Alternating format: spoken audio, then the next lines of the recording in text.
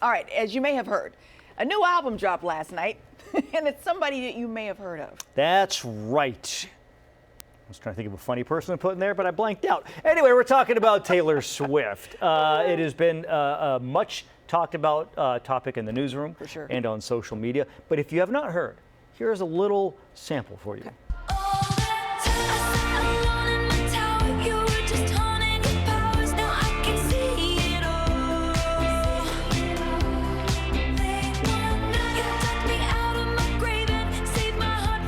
Okay, it's as much as you can play without paying royalties. So, I'm just kidding. We All have a right, license. so we have a number of Swifties on the staff here. And so we're going to do a little round table here with those that know. And believe it or not, I randomly this morning was like, I'm going to listen to the album. And I listened to the whole thing on my way into work, which is more Taylor Swift than I've listened to in my entire life. So we're calling this Taylor Talk. Okay. Taylor Talk. Everybody's around. Cody, I see that you've got your photographer, Scott Holcomb. Which of the two of you actually listened to the album?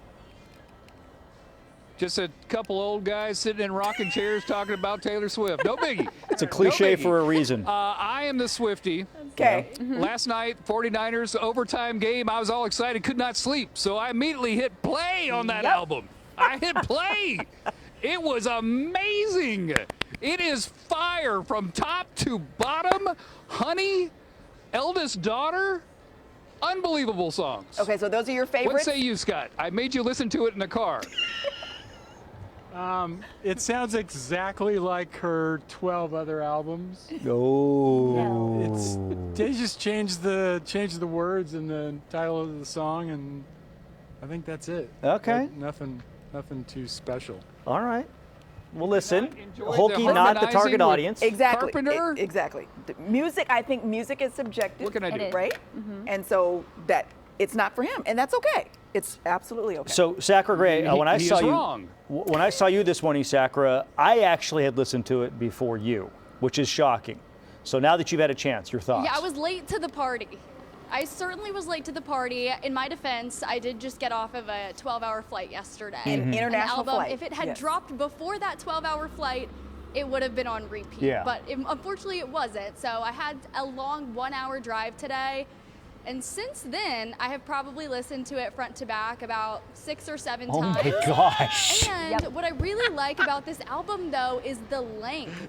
You know, like with Tortured Poets Department, the songs go on and on and on. There's a million songs. And so it almost feels like even anything that was a rough draft, you got to Made it listen in. to, which I appreciated because sometimes, you know, artists are so selective about what they put out into the world that even their like medium good songs that could be, you know, great to listen to, we don't get to hear those because they didn't meet the like standard of perfection. got it. So when we think of Tortured Poets Department, she puts out everything. With this one, I feel like she was a little bit more selective. The album is short, so you can listen to it over and over and over again. And I feel like with all Taylor Swift, sometimes you have to give her albums a listen more than once to figure out what your favorite songs are, because that first listen is just like a shock to the system, and then by like the third or fourth listen is when you get a hang of what she's actually saying. So hang on, if I'm following you like the last album because it was long and had a lot of songs, and you like this one because it's short and doesn't have many songs.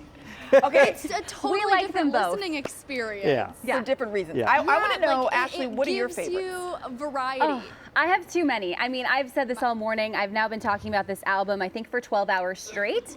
Even in my sleep, I'm sure I talked about it as well. I will say The Fate of the Ophelia, amazing. Good song. Amazing. Opalite, I really enjoyed. Wish List, that one's about Travis Kelce. And okay, a couple notes here. Our girlie is in love. She is gushing about how in love she is. She is happy. She is confident. She is throwing disses too, you know, a little bit of edge in this album, which Okay. I appreciate and enjoy. Because before I felt like, you know, there was a couple times where she tiptoe around things. No. Now our girlie is confident. She's got that ring on her finger. Oh, she's okay. happy. She's feeling good. And yeah, she's happy. Maybe I have to give it another listen. Yeah. Yeah. Holcomb? Hulk, I think you're probably okay. I'll give it another Hulk, listen. I will send you my deep dive of each song and I'll tell you exactly what it's about. I just sent it to my friends. Wait, no, for real. You I did. really listen did? on the I way did. back to the I station. said An wood, analysis. wood is dirty, and just think about what it's actually saying. Wink, wink. Actually, Romantic is a diss track, and this is about Charlie XCX. Elizabeth Taylor gives Reputation vibes, so those are just a couple. Just for folks at home, you mentioned the song that you said is dirty. It's about Travis Kelce and Wood. there you go. Do All the right. math. Do the math. That's what it's called. And on that note, Yeah.